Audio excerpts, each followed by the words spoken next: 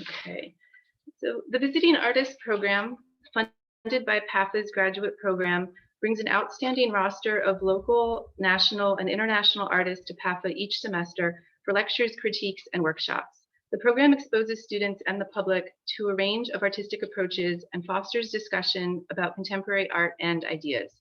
This afternoon, we are pleased to have Jory Minaya joining us. Jory is a Dominican, United Statesian, New York-based multidisciplinary artist whose recent works focus on destabilizing historic and contemporary representations of an imagined tropical identity.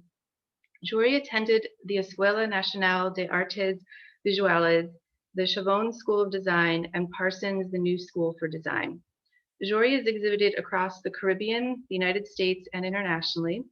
She has received grants from foundations such as Artadia, Nancy Graves, Rima Hort Mann, and the Joan Mitchell Foundation. Jory has also been awarded in 2 Dominican biennials and has participated in residencies at Skowhegan, Smack Mellon, Bronx Museum, Red Bull House of Art, LES Print Shop, Socrates Sculpture Park, Art Omi, and Vermont Studio Center. So everybody, welcome Jory, and Jory, you may begin sharing your screen.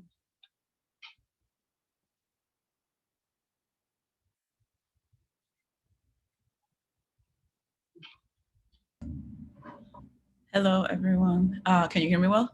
Yes. Awesome. Okay. Thank you, Nicole, for that wonderful introduction. And let me begin sharing my screen now.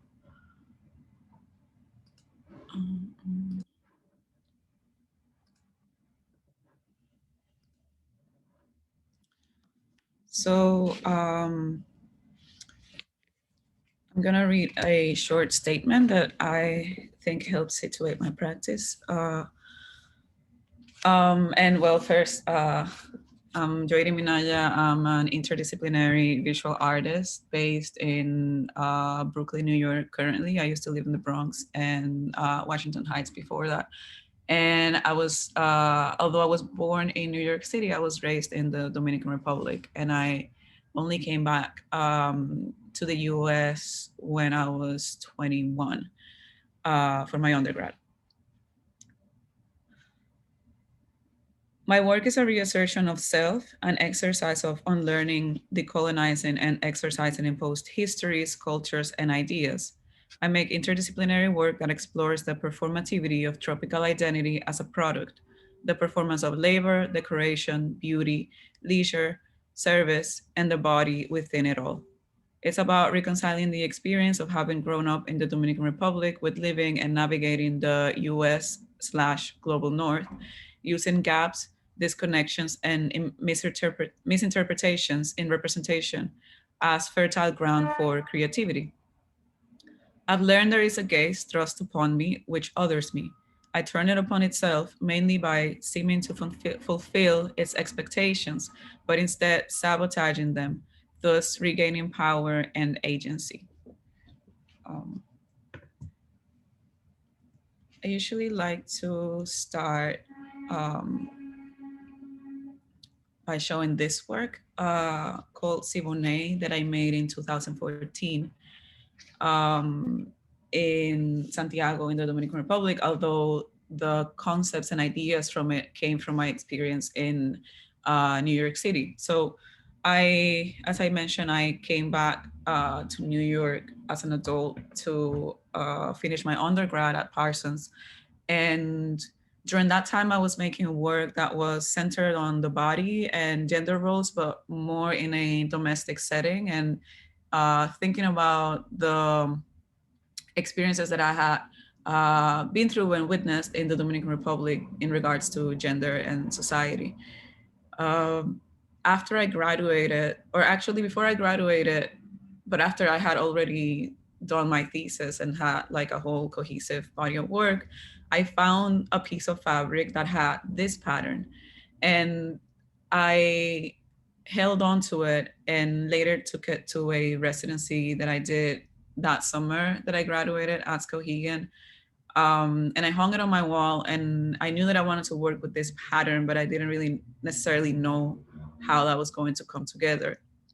And at the same time, I was listening to old boleros from the 1930s to the 50s, 60s that were made in the Caribbean, and how in this the history of this genre, there's also American singers that went to Cuba and to other places in the Caribbean and interpreted songs in Spanish. And I ended up making an association between one specific song called Siboney by Connie Francis with this pattern, because I felt that both of these cultural products were going through this transformation where they were taking elements that were situated in a tropical space, but then repeating them or reperforming them in ways that spoke to some of my concerns. So let me play you oh, sorry, what happened there? An excerpt.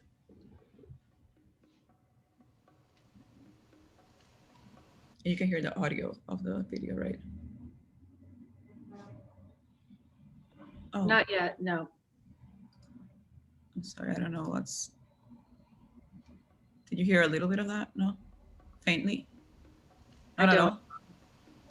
Yeah, you can hear it faint. Yeah? Okay. Now I do, yeah. Awesome. So in Siboney, what I'm trying to do is using my body as a tool to repeat this pattern on a wall of a museum. Thinking about this repetition and how this tropical pattern situation came together, and linking that to how Black and brown women in the Caribbean kind of uphold this tropical identity that is reproduced in touristic spaces, and in the way that the DR is presented to the outer world.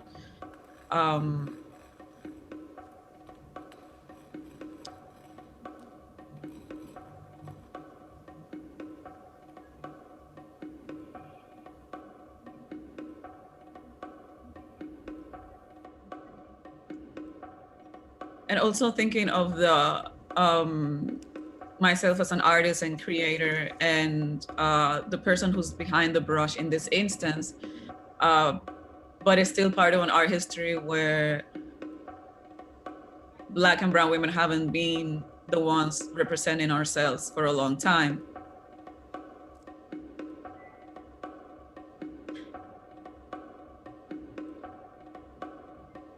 So for about 5 to 6 weeks, I was in the museum painting this mural. And when I finished, I did a performance in front of the mural, which you're gonna see an excerpt of now, where I danced to the beat of the song Siboney while I do this.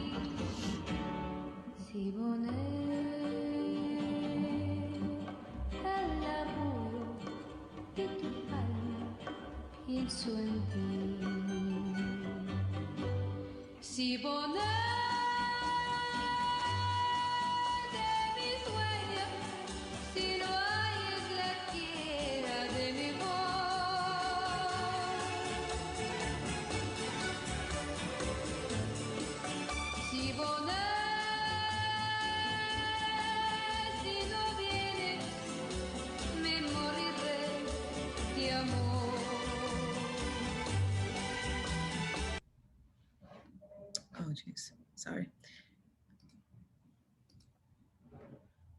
So I did Siboney out of the experience of having been in the US and encountering or being able to put together for the first time this associations of how I was being perceived and how that relates to a larger history. And I'm referring specifically to the fact that as a Dominican woman, my identity is linked to ideas of tropical space, sometimes linked to ideas of entertainment and service. And I was encountering this various projections living in the US. So I started associating that to this idea of tropical pattern.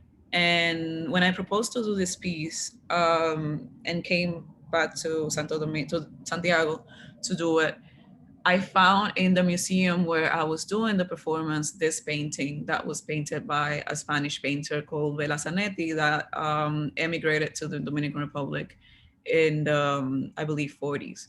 And he ended up becoming a very prominent painter, very linked to institutions like governmental institutions. If you go to a lot of government buildings, they have murals and paintings by Vela Zanetti, because Trujillo, who was the dictator that we had from the 30s to the 60s, commissioned a lot of paintings from him. And this is one of the paintings that was in the museum at the time. So that made me think of, rather than this identity and how it's crafted to a foreign gaze to please those demands and desires from a foreign place, also thinking of the circularity of how we perform this for ourselves as well. In 2015, I made this piece called Ridicode, A Tropical Theme is a Great Way to Create a Fresh, Peaceful, Relaxing Atmosphere. And that title, Ridicode, is a word that I made up, and the rest of the title is a word that I appropriated, a sentence that I appropriated from interior design blog that was kind of recommending how to use tropical pattern and themes to decorate your living room and make it feel fresh and relaxing. So again, these ideas of like freshness and relaxation in relation to tropical space were interesting to me, because this specific pattern design that I appropriated to make this pixelated version of it was designed in the 1942 and used by Don Lauper to redecorate the Beverly Hills Hotel at that time. And during this time, there's a lot of interest in tropical design for interior spaces. And it was kind of preached with this kind of language, while at the same time, during this time, you have a lot of US military invasions in tropical spaces, like the Philippines, Guam, various places in the Caribbean. The Dominican Republic had an US invasion in 1965.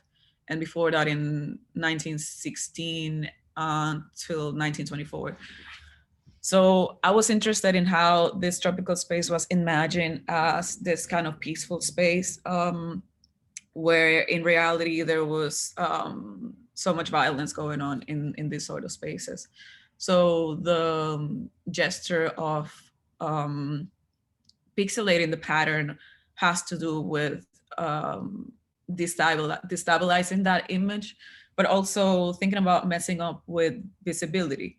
I started realizing that a lot of the patterns that I was looking at were very detailed and concerned with like almost identifying plants very faithfully, which is a tradition that I link to botanical illustrations, and thinking of how botanical illustrations were 400 or 500 years ago a tool for measuring and understanding newfound resources that were later exploited. I am very aware of this idea of visibility and control as linked to control and exploitation and colonization. So when I pixelate things, I'm interested in messing up with that visibility, thinking about all these things. And then This wallpaper also has embedded inside it QR codes that when you scan them will take you to various links that I put in there that kind of inform the piece, like these. So you have a Wikipedia article of Banana Republic, the political concept, but then also a photo of Banana Republic, the store. You have these products that use this type of tropical pattern. You have also phrases that, I'm sorry, I think my mouse is hypersensitive.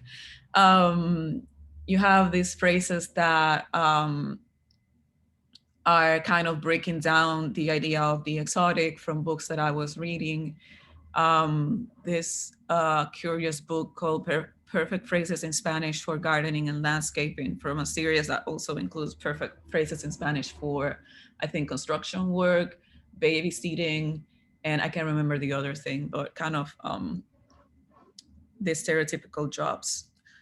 And then other links, more product that features not the original pattern that I pixelated, but kind of repetitions or like dilutions of this pattern applied to a whole different bunch of things. And I was especially interested in this image of the uniform of the US military that was, I think, up until 2017 or something like that, maybe 18, this pixelated pattern for, I think, maybe 10 or 12 years. This was the pattern that was used for that. So the wallpaper that I designed also visually echoes that.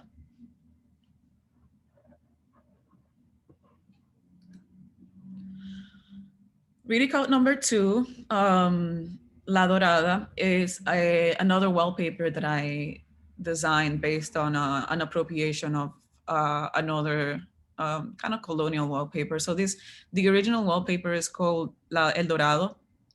It was designed by Zuber, which is a French company that has been doing wallpaper since the, I think, late 1700s or 1800s. And they're still in operation. They're super exclusive, super expensive wallpapers. And this one specifically called El Dorado is showcasing this 4 continents. This is the Americas, Africa, Asia, and then Europe is not pictured in this image. But from all the continents that they represented, Europe is the only one that has a sort of like stairway in the foreground that allows you to kind of imagine, if you were able to go into this landscape, go up this staircase to an elevated platform from where to gaze at the world, if you wish. Whereas the other continents have all of this vegetation kind of blocking that first entrance area. And you only see like little hints of civilization back there in the background, far away. So that's already kind of having this discourse of colonialism and who has civilization and who doesn't. So similarly, I was using pixelation here to mess up with visibility and blur these different layers and deny the desire to see detail. This piece is called Tropticon. I made it in 2018 for Socrates Sculpture Park.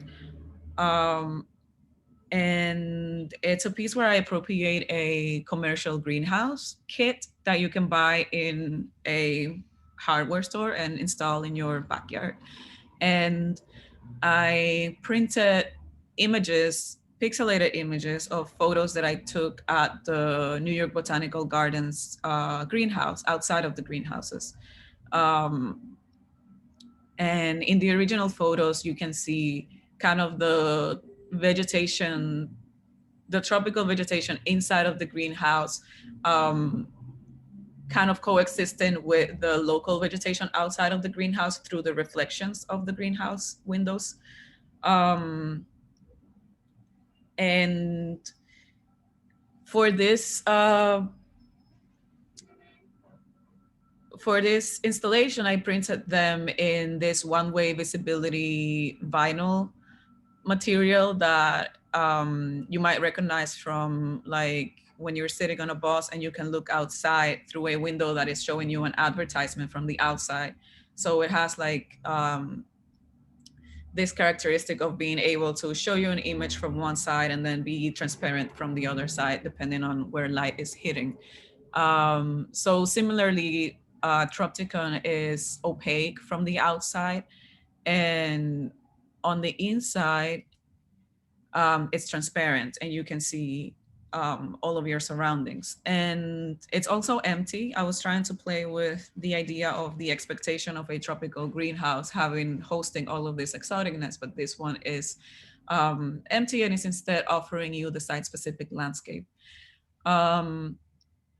Also, the title Tropticon is playing on the concept of a panopticon, which is a place from where you can see all around, but you cannot be seen. And I was also thinking about the experience again of like being an immigrant, being hyper visible. So this is kind of a space to be sheltered from that experience, where like when you're sitting inside, you cannot be seen, but you can see everything and you have that visual control. This is a Google search that I did for Dominican women. Actually, I did this Google search initially when I was doing Siboney as part of my research of like trying to understand where ideas of Dominicanness were coming from in my experience of navigating the US. And so as a millennial, I guess the first thing I did was doing this Google search. And what I found were very repetitive, very monotonous type of imagery, ways of presenting oneself to the camera, very focused on the body and a lot of scantily clad bodies. And there wasn't a lot of diversity, as you see on this Google search. So I started making collages, thinking about these bodies and how they were presenting themselves, but also exploring my ideas of the ways that bodies in tropical spaces are imagined as related to nature, and how this history of projecting a danger, but also flamboyance and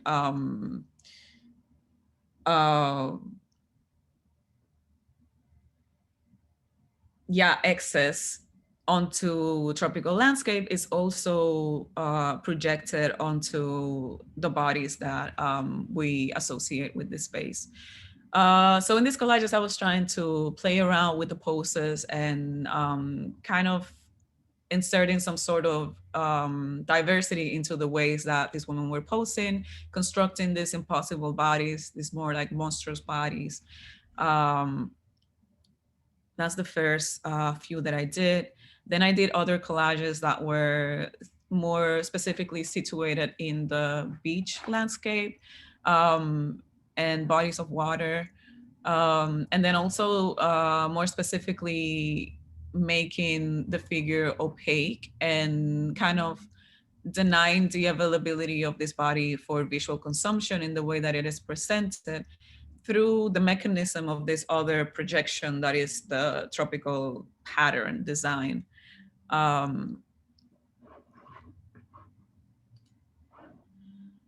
Another direction in this series of collages that I did in 2015 were thinking about art history and making the link in how Black and brown women in tropical spaces have been represented in painting in very similar ways that we are still presenting ourselves in these images in this Google search, and trying to link the origination of this gaze to this white male entity that is making these paintings, and also taking those photos. Like here, Grau Araujo, Gauguin.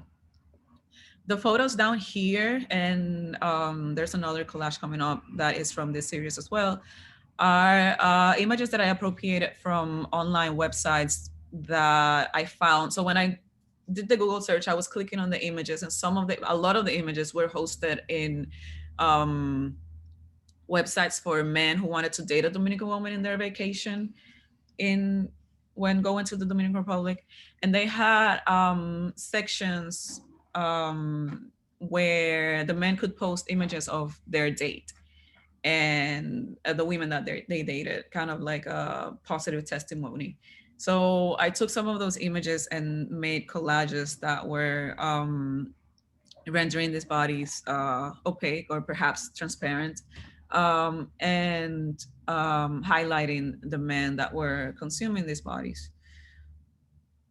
These are explorations of body and landscape and pixelation, and this collage ended up being pretty much a sketch for an installation that I did from this collage exploration. This is the other collage that I mentioned earlier. That's from the series of men posing with women that they dated. I ended up printing these two-dimensional digital collages from my computer onto actual postcards. And because I ended up making the relationship, that the same type of imagery, like the same type of way that women present themselves in this Google search has a strong conversation with how they're represented in some of these postcards. So I ended up printing my work as postcards and surreptitiously dropping them in gift shops as I traveled around the Caribbean, especially in the Dominican Republic, and just leaving them there without telling anyone. I wanted them to exist in that space and kind of be a little subtle agent of disruption in that space. So here's another photo of that. And then hashtag Dominican Women Google search is an installation that resulted from that series of collages that I printed as postcards. It's an installation where I started printing the elements that I was using for the collages and printing them in human scale. So like a face would be the size of a face and an arm would be the size of an arm, to have this like one-to-one relationship. And also so that the audience could relate to these bodies through their own bodies and as they were present in the exhibition space. And then something that happened, of course, was that the pixels were highlighted as I blew these images up from 72 DPI images that lived in my computer to much larger printed images, which I think it was an interesting something that happened that is also in conversation with my interest in pixelation from other works. And then the backside of this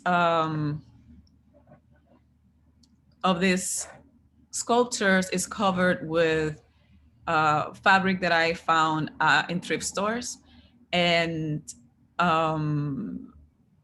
usually from shirts, men's tropical shirts. So I wanted to make that relation of like the consumer and the bodies that are consumed.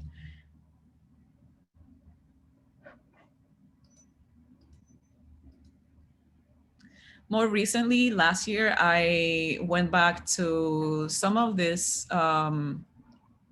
work. So when I was dropping those postcards in gift shops, I was also buying the postcards that they were selling. And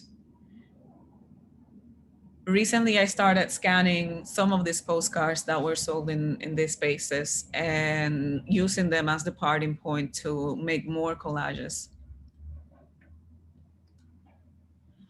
Some of this kind of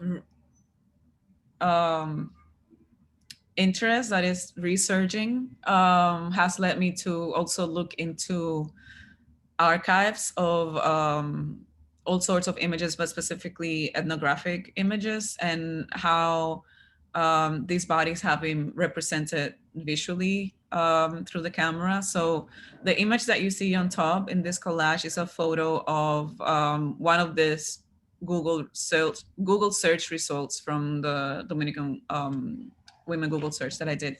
And then the photo in the back is a photo that was taken in 1889, I believe, in a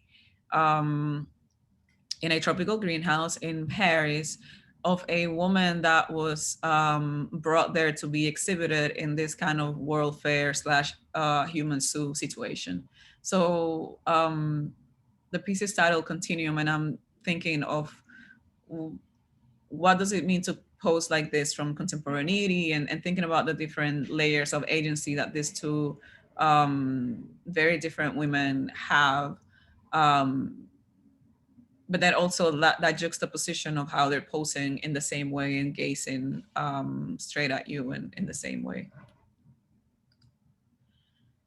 And then another recent collage that is also combining this found postcards with older images and images that come from different places is this one called Ayowiri Girl with Poinciana / Girl with Poinciana Flowers.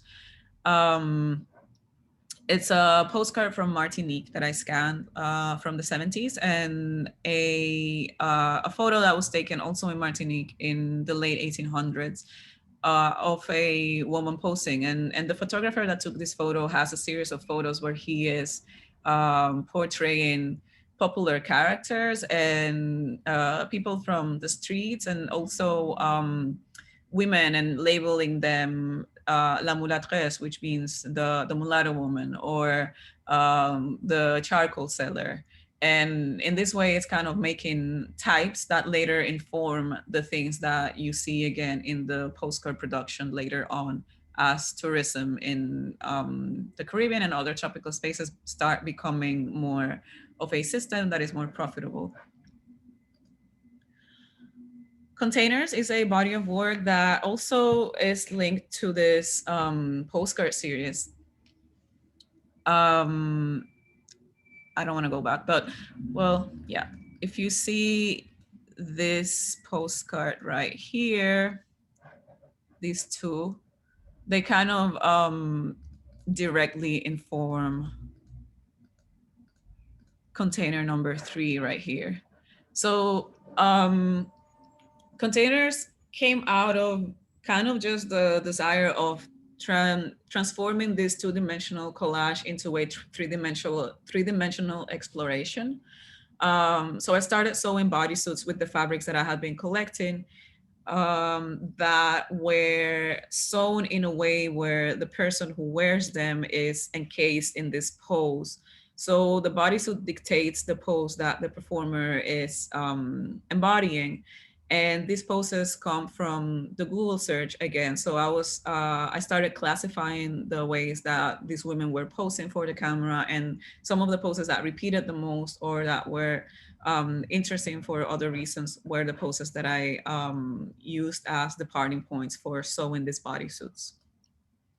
So this is container number 1. I also started being interested in the spaces where I was trying to photograph this bodysuit. So I started making the relationship between this containment and this kind of like pre-imagined identity, and how we perform this thing through these poses that we repeat, to also how the landscape itself is constructed and how we echo that construction in how we frame landscape in general.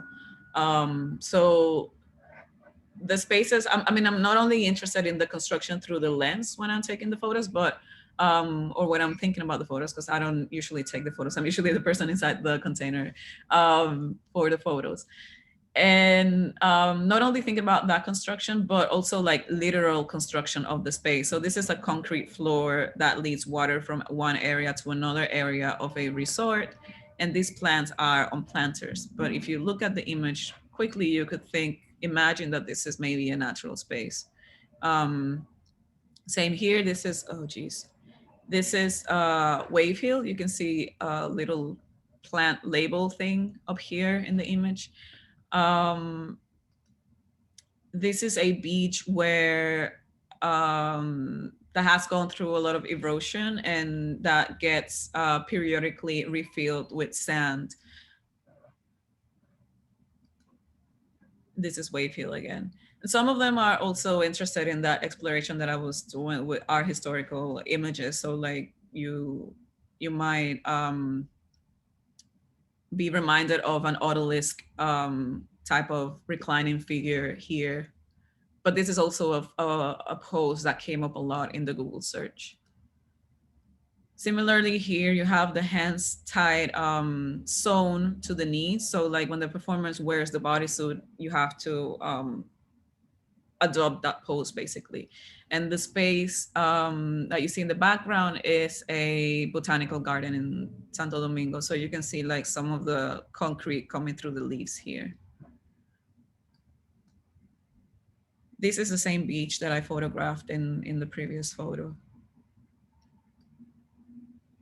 And this image is also thinking about those collages that I did earlier where I was exploring this figure of the siren, and you have also these reclining figures in this way.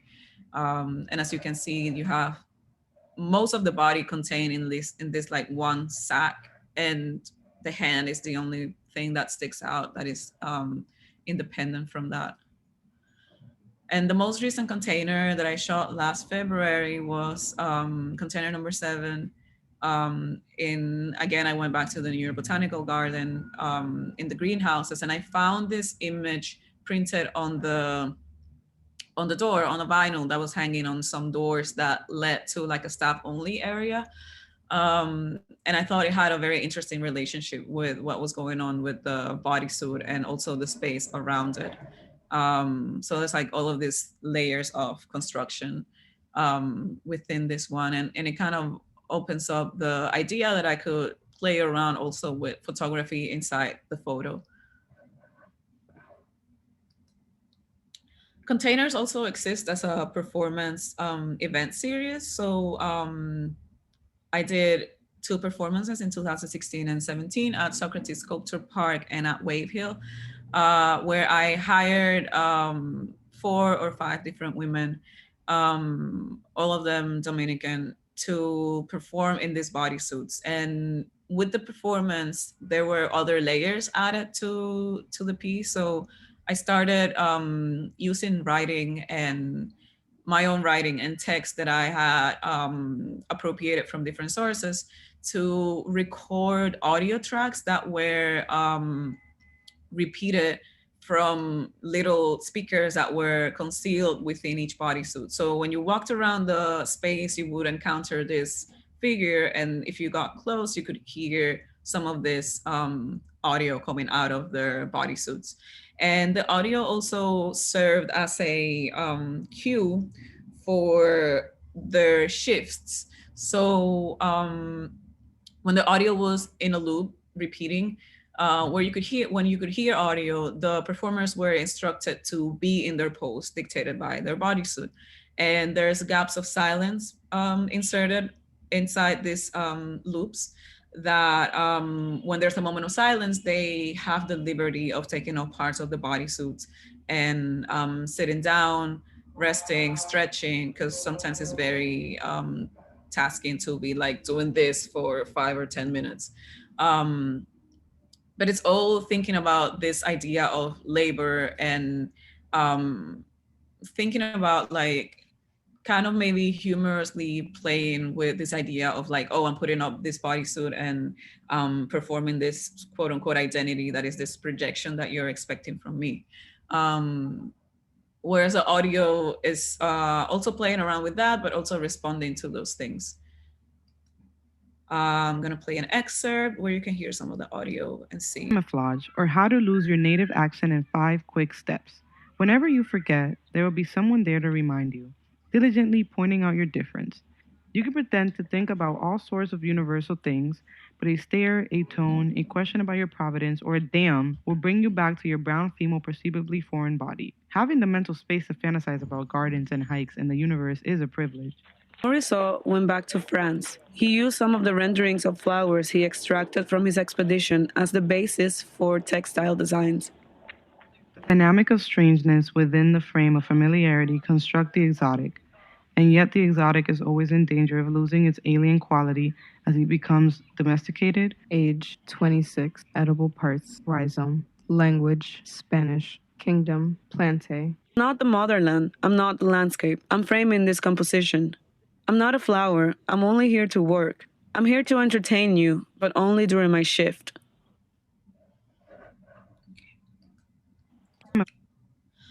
So this is some of the text that I put together and that I appropriated. So this is the audio, the script for the audio for the red bodysuit that mixes up some lists, some catalog information that I found on different sources. So I'm mixing up catalog information from like plant books. So you have like, I don't know, Order Zingiberales, that's a plant, but then also mixing up information from the online catalogs for men that wanted to date Dominican women. So profession bartender, age 45 would be some of that. And then some areas are kind of blurry. So like measurements, height, you don't really know if it's talking about a woman or a plant. Camouflage or How to Lose Your Native Accent in 5 Quick Steps is a script that is kind of thinking about my subjective experience as an immigrant in New York City and kind of wanting to blend in, but sticking out in ways that I'm not comfortable in. Thinking about the gaze and this idea of wanting to be universal and the privilege of having the mental space to fantasize about gardens and hikes in the universe. And then this one is kind of responding to a lot of these things. So I'm not the motherland, I'm not the landscape, I'm not in the landscape, I'm framing the composition. I'm not a flower, I'm only here to work, I'm here to entertain you, but only during my shift. More recently, last year, I kind of went back to some of this imagery as inspiration source for these collages that you're seeing here. These are digital collages that I did from photos of myself taking off parts of the bodysuits, and fabrics that I scanned. And for these collages, I was interested in this idea of like sheltering from the gaze, but also agency and kind of this moment when I was seeing the documentation of the performance of Containers, there was something interesting in like how the bodies that the performers took off the bodysuits. And I was interested in those images that kind of froze that moment of like taking it off. That is this moment in between of like, you're about to take a breath and be free of these constraints, but you're still in the struggle. So for these collages, I used fabrics that I had been collecting that are not particularly tropical, or maybe they are, but they're like still like in this in-between strange space. So that's that. And then the pattern that you see in the background, this is a commission from the Kemper Museum in Kansas City. When I went there, I was visiting various places, and I was really struck by this kind of view, the landscape of Quindaro, which is a townside, like archaeological remains of what was a town in the, I believe, 1850s. That was stopped from the Underground Railroad. So self-emancipated, formerly enslaved people would go to this place, to this town, and hide for a few days in their way up north. So I was thinking about different notions of escape. So like what this landscape meant for that experience versus this wallpaper that I found that was designed in the US and was sold after the war, and it was kind of advertised as an escape from that harsh recent past, but also an escape from urban space where you can kind of think about this bucolic, pastoral, uninhabited landscape. um, linked to these ideas of escape. So these like very contrasting thoughts of escapism made me start thinking about this, using this pattern as a departing point to deconstruct it. So I painted all of these different layers. These are like color layers. So just like isolating the brown or the light brown or the light green or the blue, and reorganizing these in ways that kind of challenge the idea of landscape, thinking again of how visibility is a tool of control, and landscape painting is very tied to this like expansion that happened in the US and conquest of the landscape. These are some close-ups of some of the collages. I'm gonna go a little quick because I'm talking a lot and not getting yet to the end of this. The spandex material that I was using for the bodysuit also kind of has been applied to different ends due to my interest of expanding this this material to like an experience that is more well, that is a different experience for the audience that looks at my work. So whereas in the containers body of work, you are looking at another body struggling with the spandex material, this is more of an architectural application of this material that is making you personally in the gallery space deal with this material. So in this instance, this is dividing a gallery space. And there's a video on the other side, which I'm gonna play, that is related to this spandex wall. So the holes for the wall came as a way to kind of talk about obstacles in tropical space in the situation of tourism. So the video that you would see on the other side, and I'm gonna play a small excerpt shortly, is a video that I recorded in a cruise trip where it had different stops, but the stop that was most interesting to me was Labadee, which is a beach in Haiti that unlike the other stops in the cruise, you can't really do much other than spend time in that space, because normally you would be able to like take a taxi and go to a museum for like 2 hours and then come back before the cruise departs or whatever. But at Labadee, there's these layers of fences and walls that divide the space very starkly from what, you know, the tourist gets to access and versus what the local on the other side of the wall gets to access. And I wanted to echo that in this exhibition that happened in the Bahamas,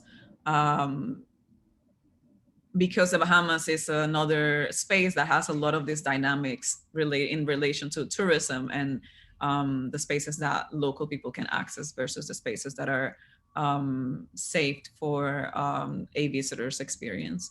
And then the holes are kind of like these predetermined spaces through which you can access. You can't just freely move around the space, although this is a wheelchair accessible entrance here. This is some more images of that installation. Here's a little video that I recorded. This person was in the gallery and I told him to go across, and he did it in the most interesting way. So there's that.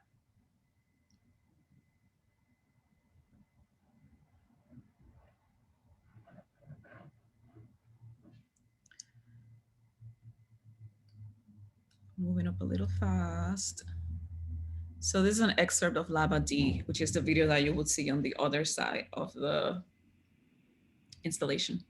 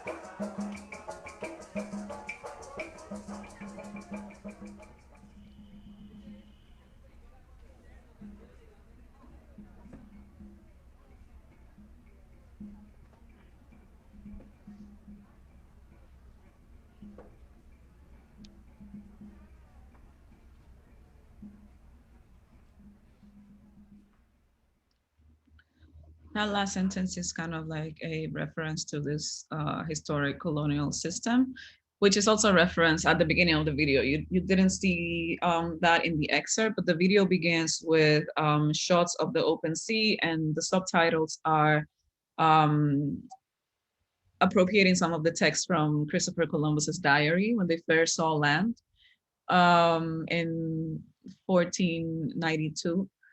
And then it kind of shifts into this perspective of what you're seeing in the video in the contemporary moment.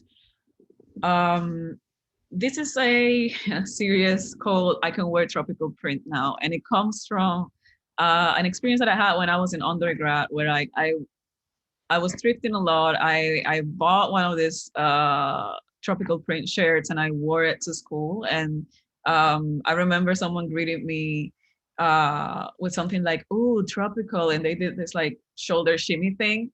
And I think that was a moment that was cemented in my memory as like an awareness of this performativity linked to this imagery. So after that, I never wore tropical print ever again. And then this series comes from like a desire to fill in the gaps. Like, what would I need this tropical print to have in order for me to feel comfortable wearing it? So I made this series of encased shirts that have some of those omissions filled in. So this is like a deserted island pattern, which is a thing in this production. There's a lot of deserted island patterns, and I think that's also echoing a fantasy of a deserted island awaiting, you know, someone to arrive and utilize its resources. So the elements that are arriving is like cruises, yachts. I struggle with that word. Galleons and US Navy ships. This is the whole series until now. I was also interested in how the shirts that I found to make this were also, oh geez, sorry, were echoing visually some of these other prints. So like, for example, this one is a spandex print that is designed in something like Paint or Illustrator. It's very vectorized, it's very like clean design, versus the shirt that is in front of it. It's a vintage shirt, probably printed through color separation or something more like a silkscreen process. And they still blend in this way where like they almost camouflage within each other. And that happened in a lot of the fabrics that I was looking at, which speaks to that kind of, you know, repetition ad nauseum of how this design is just the illusion of itself that keeps being produced. This one has the date. It kind of plays around with the idea of a sports team, but also has the date of the second US invasion in the Dominican Republic, which is also the birth year of my mom. This one has this little T-pins painted into the already existing flower print, and then this like blood drops dripping from the T-prints. And was kind of inspired by ethnographical images and these images of like specimens that were collected during explorations and whatnot. This one says opacity, and I don't know if I have time, but I would like to read a little paragraph from Edward Glissant's chapter for opacity of the book's Poetics of Relation. As far as my identity is concerned, I will take care of it myself. That is, I shall not allow it to become corner in any essence. I shall also pay attention to not mixing it into any amalgam. Rather, it does not disturb me to accept that there are places where my identity is obscure to me, and the fact that it amazes me does not mean I relinquish it. There's like other pretty amazing paragraphs in that little chapter, but I'll go fast. This is other instances where I was using the spandex installations to create spaces that would obstaculize the experience of the audience in relation to the video Labadee. This one has this like white reclining chairs where people can sit and kind of be bodily implicated in what's going on in the video. This is another installation. I was playing around with all of that. And this instance was interesting because this is an art fair. So the expectation is that you're kind of like offering visually what you're selling. But for this one, the audience had to go through my installation to see what was inside. And then I'm gonna end up with this body of work. This is something that also came up from that exhibition in the Bahamas. So that exhibition was going to open on October 12, 2017, and it ended up opening on the 13th. But thinking about this Columbus Day date, and also seeing that there was a Columbus statue in front of the governor's house in Nassau in the Bahamas, I proposed to wrap this statue with one of the prints that I had been working on in my work, trying to highlight this overlap of touristic spaces and colonial history. Not only is this a literal touristic destination, like if you open a a tour guide, it would take you to places like this, like the statue of Columbus, the statue of Queen Elizabeth, the statue of blah, blah, blah. And this is also something that is repeated in many places. We have a statue in the Dominican Republic, which I'll mention shortly. But they said, no, I didn't get to do this. This is a Photoshop montage, what you're looking at. And what I did instead was printing that in postcards and inviting the audience to write their opinions on my proposal in the back side of those postcards. And we got very diverse opinions, from stuff like history is what it was, the past cannot be changed, let it be, to very, thoughtful ones like dominance concealed by tropical beauty. Perhaps a statue is a reminder of the political reality we are subject to. So just very blunt one, like cover the fucker. In 2019, though, I did get permission to cover one of these statues in Miami. I worked with Fringe Projects Miami, who are a nonprofit organization that organizes site-specific temporary installations around the city. And they commissioned me to do this. And seeing that I was finally getting a permit to do, they also like work with the city to get the permit.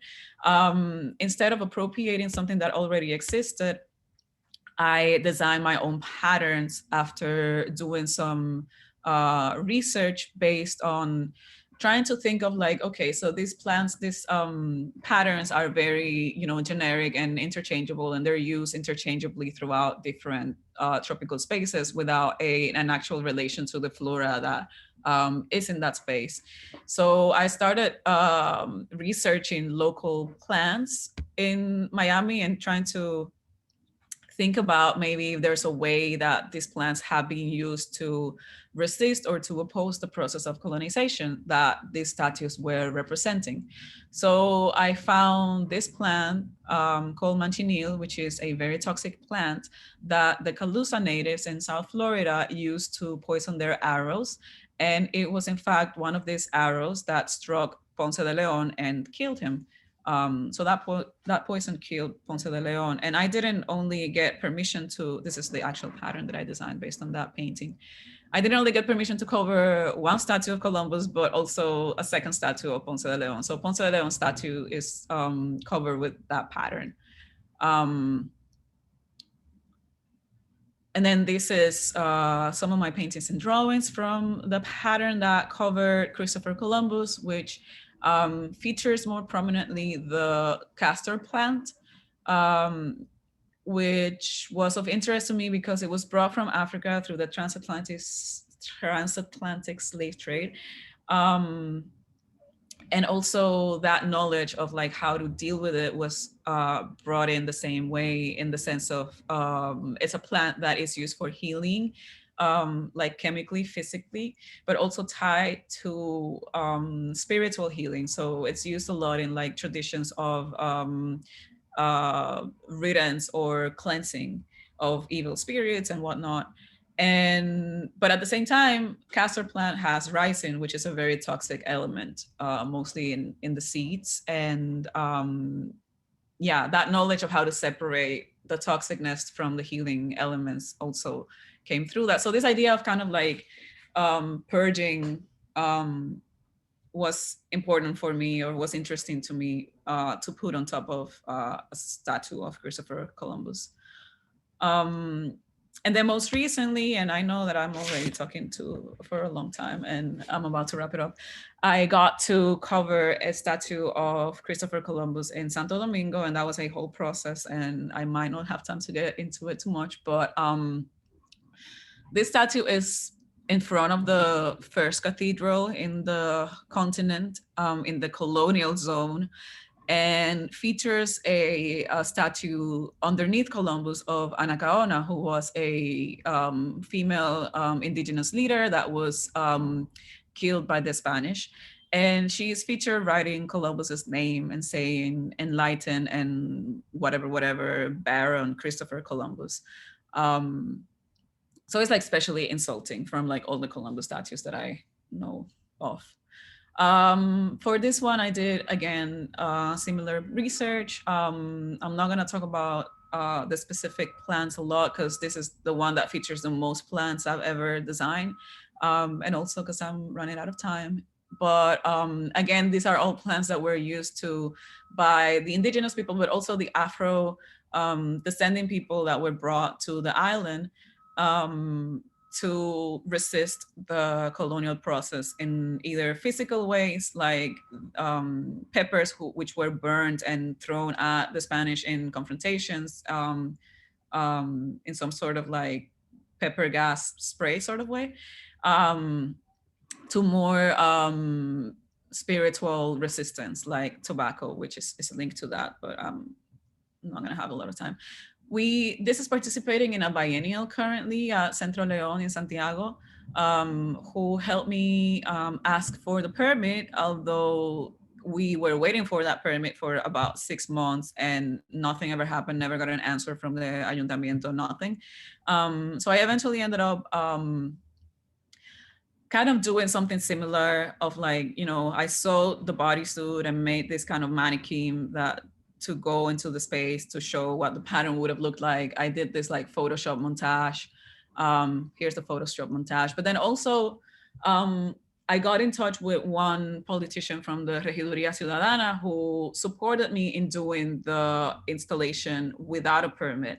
So while this is in the gallery space, there's also a parallel manifestation of this, where we woke up at 5 a.m. and got some ladders and poles and fabric and just wrapped the statue without the permit. And this is what happened. It got a lot of press coverage. A lot of people's opinions are on the internet, waiting for me to like do a methodological bunch of like screen captures for me to be able to discuss them more properly. But there was a lot of, it's the piece that has from this series been the most discussed. And it's both, people who are supporting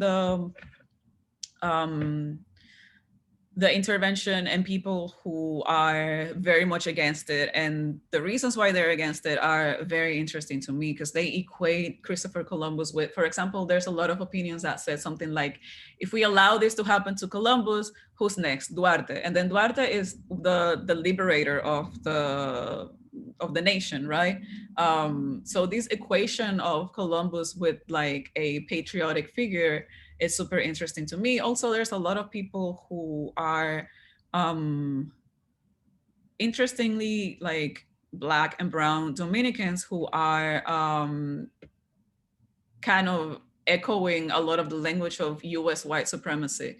So in some of the comments that I got, like I got comments all over the place because this regidor politician shared it on his Twitter. There's like thousands of comments there, and a lot of people then went to my Instagram and like started posting hundreds of comments there. And so when I was checking the Instagram profiles and Twitter profiles of some of the people who were saying the most violent things, it was interesting to see that overlap of like someone who looks obviously Black, but then has like a profile photo of the Gadsden flag, which says like, "Don't tread on me." And was something that we saw in the Capitol the other day. So, or have like QAnon slogans or language that is like pro-guns and all of these things. So it's interesting to see this kind of like US white supremacist profile into a person who is Dominican and is brown. At the same time, there's a lot of people who were very progressive, very much in support of this, very much discussing how this statue must come down. Dominicans in the diaspora saying, you know, after Black Lives Matter, a lot of statues came down here. I don't know why this is still there. It doesn't make sense. And one of the points of discussion that were more prominent were this kind of subjugation of the statue of Anacaona, and what does it mean to have this female leader that was killed by the Spanish being praising Columbus at Columbus's feet. So I'm happy that that was also broadly discussed. And that's it. Thank you for your attention through all that time. And sorry that I went a little over. It was excellent. Thank you so much. We do have some questions for you, and we have a few minutes we can work on those questions. So one question is from Jill. She just noted that she loves the range of materials that you use in your work, and she wondered sort of two questions. Do you make everything, and then do you ever work in collaboration with others? I haven't yet worked in a collaboration. Well, yeah, I used to collaborate in performances early on. Like I did some collaborations with like Ian De Leon and performers. I guess an institutional collaboration when I try to get these permits also happens, but for the most part, a lot of my work is pretty self-made, yeah. And I do everything. Oh, yeah, I don't think that I've like externally fabricated anything that I can think of up until now. I mean, someone prints my fabric, but I design it in the computer by scanning the paintings that I did and like all of that. So yeah. Thank you. Mm-hmm. Sarah has a question. So she notes the interaction between the viewer and one of the installations you showed is fantastic. It seems like a lot of work is initially inspired by visiting different parts of the world. She wonders, has COVID forced changes in your process or practice? Well, I'm already very interdisciplinary by nature, I suppose. But yes, COVID has definitely changed some of my practice. So like that installation that you saw at the Kemper Museum with the 4 big collages in front of the wallpaper, that's all like digitally produced in my computer, and they printed it there and made it there. It kind of follows something that I've already done before. Like I've already done digital wallpapers that are printed into the space, but that is something that was definitely impacted by COVID, because had it not been by COVID, maybe I could have gone there and done something still related to the ideas that I wanted to explore, but maybe it would have manifested in a different way. Let's see, what else? Yeah, I mean, at the same, well, yeah, the spandex installations, for example, is something that I haven't done ever since COVID started. The last one I did was at the Blanton Museum at the end of 2019, and then early 2020 we had COVID. So that was definitely something that is right now in pause, that I'm interested in still working in this body of work, but I can't make a spandex installation that people are supposed to touch around and like mess with during a pandemic. So for sure, but because I'm very interdisciplinary, I can just focus on other ideas that I have and just put that in pause. Thank you. We have a question from Charisse. She said, thank you so much for the talk. I am interested in post-colonialism, people in diaspora, and contemporary perspectives. Do you have any books to recommend? Oh, geez. Yeah, Poetics of Relation is great, by Edward Glissant. An Eye for the Tropics by Krista Thompson. I am not in my home where I have all my books, so I can get back at you. Like I can compile a list. Let me see. Actually, maybe you can say the next question and I can look up a text that I have where I was recommending stuff to read once. Okay. Mhm. The next question is, did you study biology? You have a great knowledge of plants No. and medicine. No, but I really like nature. I grew up watching Discovery Kids a lot. I think that like definitely influenced my ideas of nature. Also my knowledge of like colonial regimes and how they still are reproduced by spaces like Discovery Channel or National Geographic. But yeah, no, I really like nature in general. And I mean, as you probably see in my work. Yeah. Oh, so Stuart Hall is another good author to read. Picturing Tropical Nature is a book by Nancy Lace Stepan. It's mostly like breaking down ideas of tropical nature, but it's from a decolonial perspective. Jose Esteban Munoz Disidentifications is something that I'm interested in. It's thinking about disidentifying from a queer perspective. Edward Glissant, I mentioned already. I like books on feminism, but like they're like, you know, The Gays and like Laura Mulvey and Frantz Fanon, Black Skin, White Masks is great. Frantz Fanon, anything is pretty great. Yeah, that's what I recommended in that time, but I'm sure I have, Dixa Ramirez is a Dominican American writer that has a book that I haven't finished reading, but it's really great and you should check out. Oh my God, I'm blanking out. Yeah. That's awesome, though. Thank you. We'll end with one last question. This is from Jill. She noted she really enjoys the contrast between your faithfully painted flowers and plants and the brightly colored backgrounds. Are the bright background colors picked for specific reasons? For example, is the turquoise for the Columbus print significant? Yeah, I think when I first started designing these patterns in 2019, I was trying to think about this idea of like making patterns that could look possibly tropical in this kind of like lineage that could echo that production of tropical pattern that already exists. And they usually come in like bright, bold colors, and like blue and turquoise are colors that are often there. And I was also thinking of like how these statues are seen against the sky and kind of thinking about that color palette. But then for the one in the Dominican Republic, I was just thinking of like bloodshed, and I wanted that to be red. That makes sense. Yeah.